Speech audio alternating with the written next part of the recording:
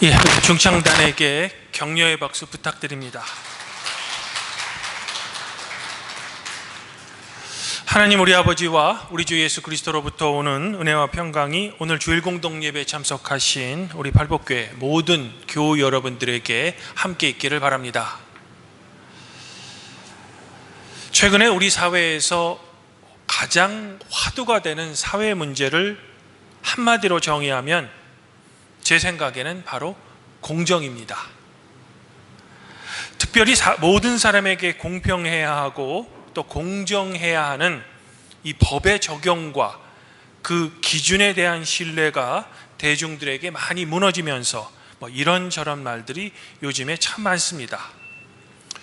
왜냐하면 엄청난 뇌물을 받았음에도 그 사람이 권력자면 무죄가 되고, 반면에 사회적으로 힘과 돈이 없는 사람이면 단지 800원을 횡령한 것 때문에 직장에서 해직되는 것은 도저히 이해하기 어려운 이 법의 적용이기 때문입니다.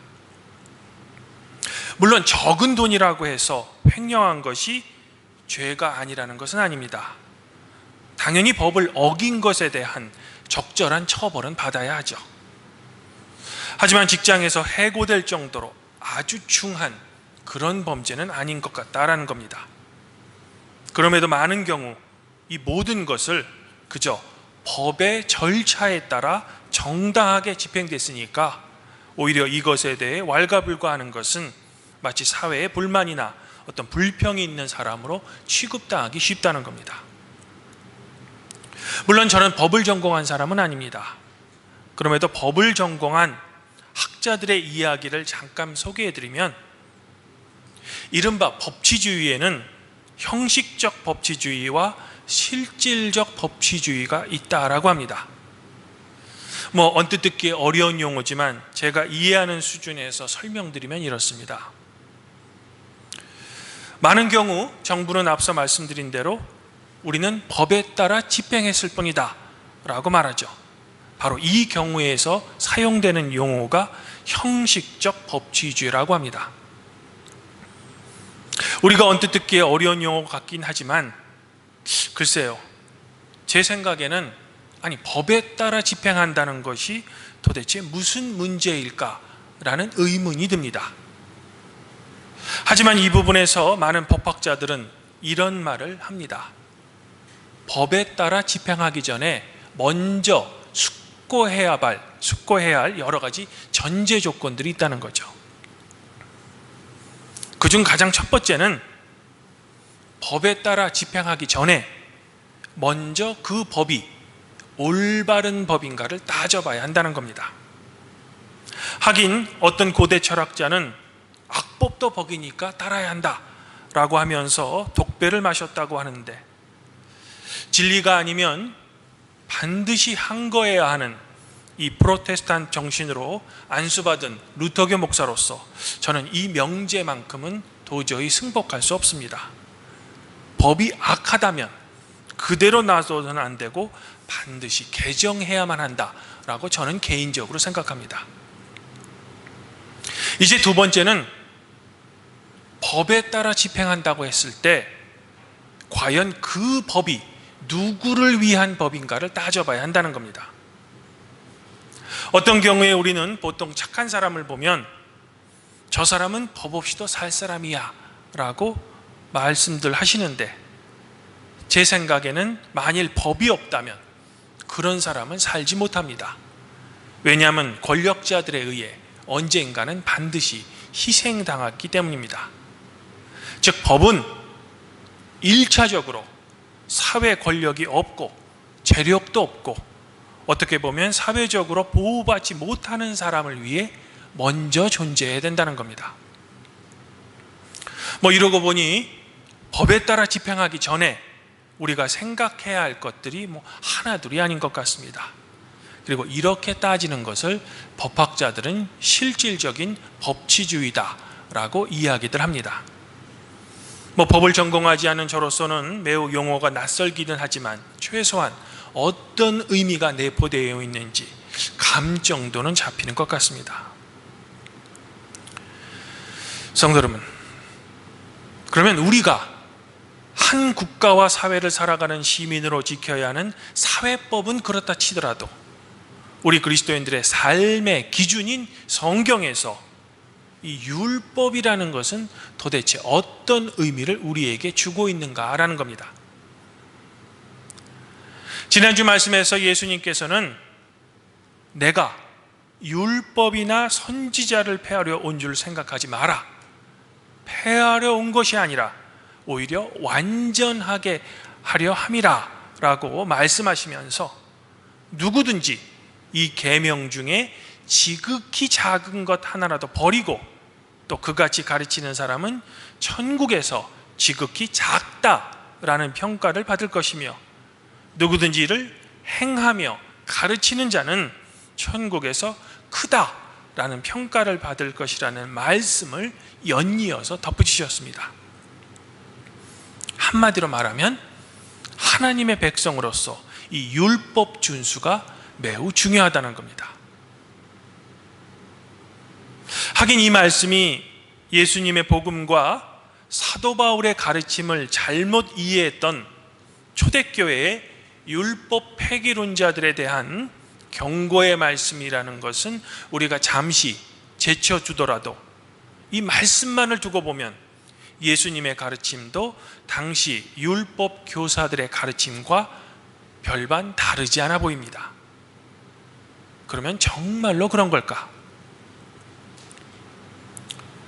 예수님께서는 위의 말씀 이후에 6가지의 아주 구체적인 율법의 적용을 예로 말씀하시면서 율법을 과연 우리가 어떻게 해야만 완성하는지를 우리 성도들에게 친절하게 알려주십니다.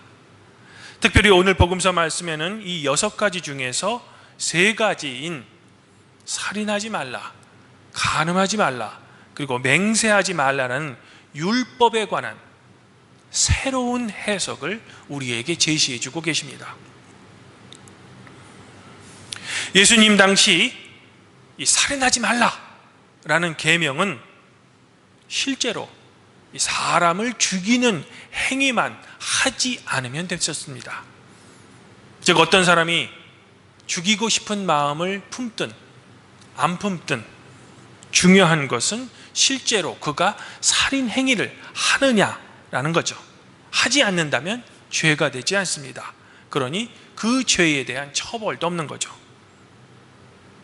하지만 예수님께서는 오늘 말씀에서 이 율법을 적용하는 범위를 우리 눈에 보이는 외적 행위뿐만 아니라 우리 사람의 내면인 마음까지로 확장하십니다.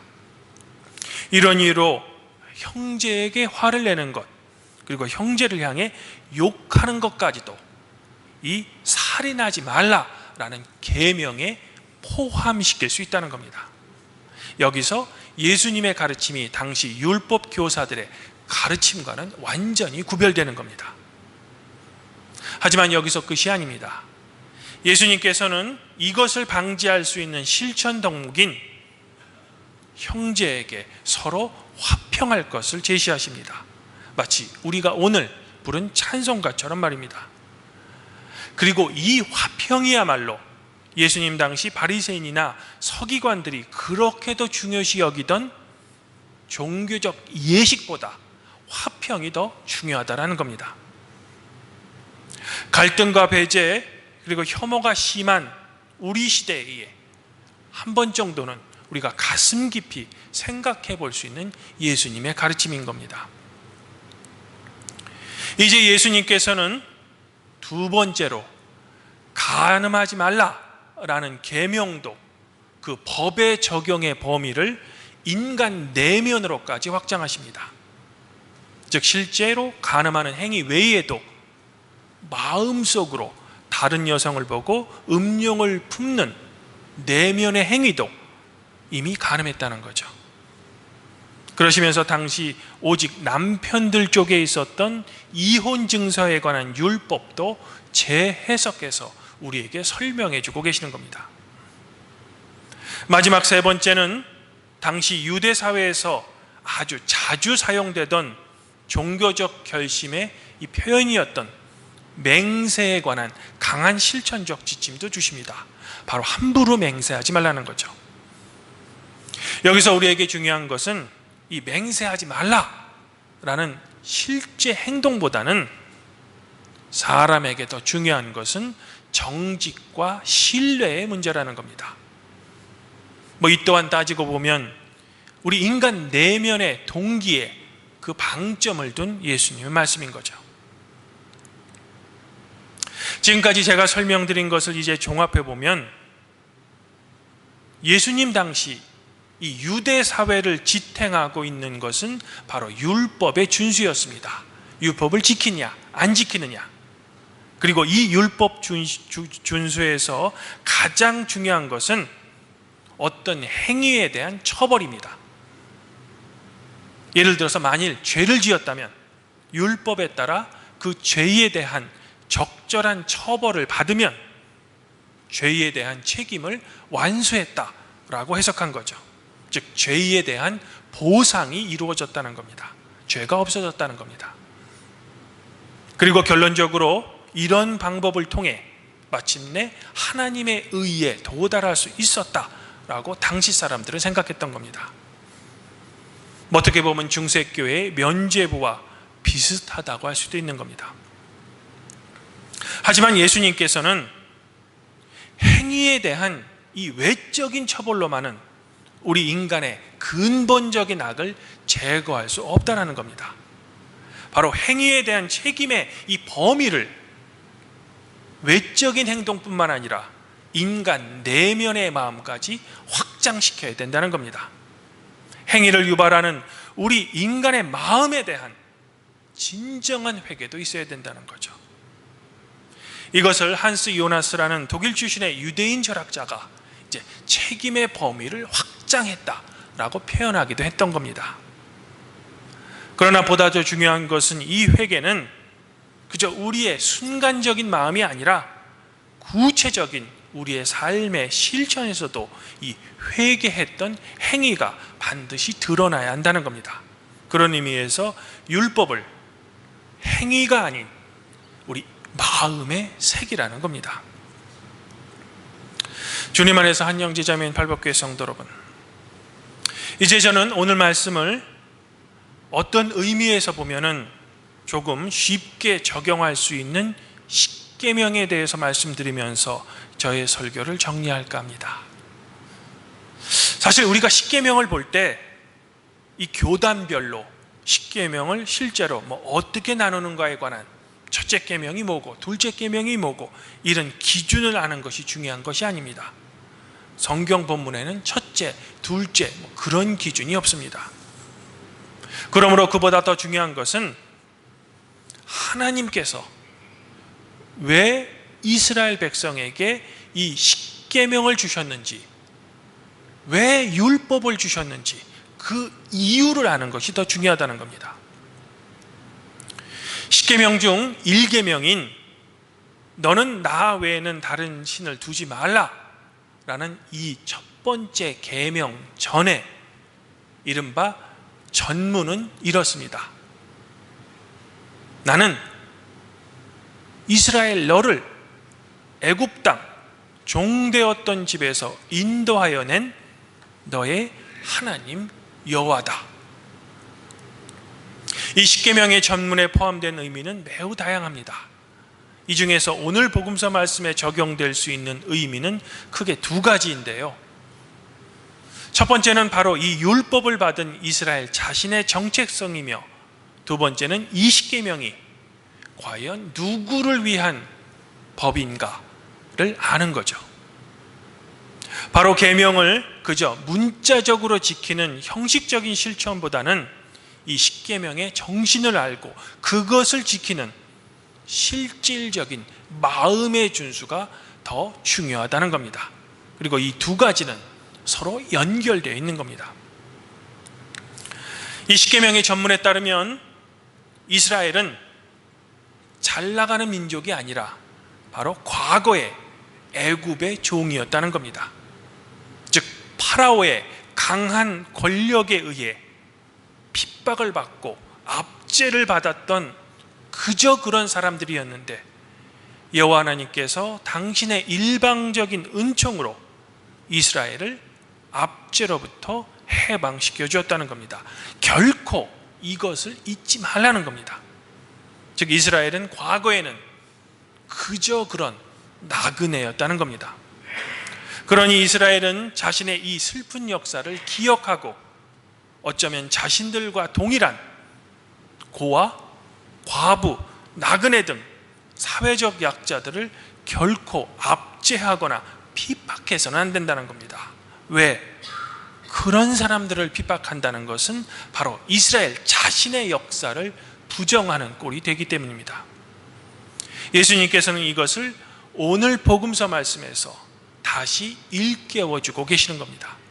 즉 율법 조항 자체를 문자적으로 하나하나 지키는 것이 중요한 것이 아니라 살인하지 말라, 간음하지 말라, 맹세하지 말라는 그 율법이 왜 존재해야 되며 그 율법이 누구를 위한 것인지 우리의 마음속에 새기라는 겁니다.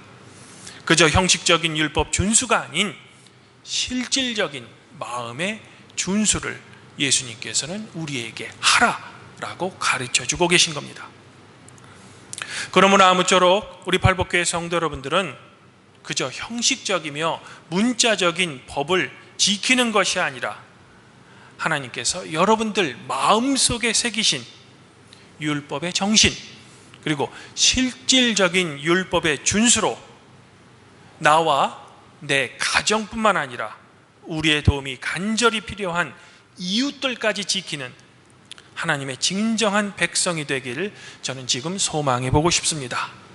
더불어 이런 사랑의 정신으로 살아가시는 우리 팔복교회 성도 여러분들 자신과 여러분들의 가정에 하나님의 공정과 정의가 항상 함께하기를 성부와 성령과 함께 지금도 우리를 다스리시는 성자 우리 주 예수 그리스도 이름으로 간절히 축원드립니다.